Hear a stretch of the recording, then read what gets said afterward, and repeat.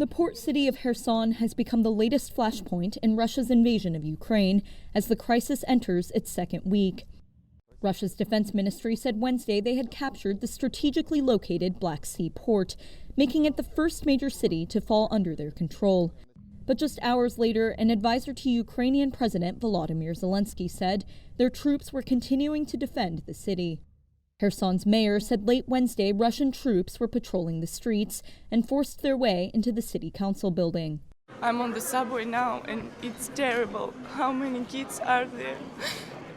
Meanwhile, in Ukraine's capital, Kiev, thousands of residents have continued sheltering in metro stations away from Russian missile and rocket attacks. Russia has so far failed to overthrow the Ukrainian government in Kiev, and Western governments say a miles-long armored Russian convoy en route to the capital has stalled for days. But thousands have been reported injured or dead, and nearly 1 million people have fled the country. Russia calls its actions in Ukraine a special operation that is not designed to occupy territory, but to destroy its neighbors' military capabilities and capture what it regards as dangerous nationalists.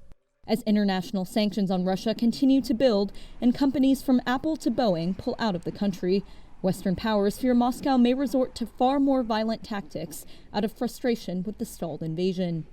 Pentagon spokesman John Kirby said Wednesday it would postpone a scheduled intercontinental ballistic missile test to de-escalate tensions after Russian leader Vladimir Putin announced it was putting its nuclear forces on high alert. We recognize at this moment of tension how critical it is that both the United States and Russia bear in mind the risk of miscalculation and take steps to reduce those risks. Also on Wednesday, the U.S. accused Russia of launching a, quote, full war on media freedom and the truth by blocking news of the Ukraine invasion from independent news outlets and social media. Diplomatic attempts at resolving the crisis have failed so far. A Ukrainian presidential advisor told Reuters a delegation has left for a second round of talks with Russian officials on a potential ceasefire.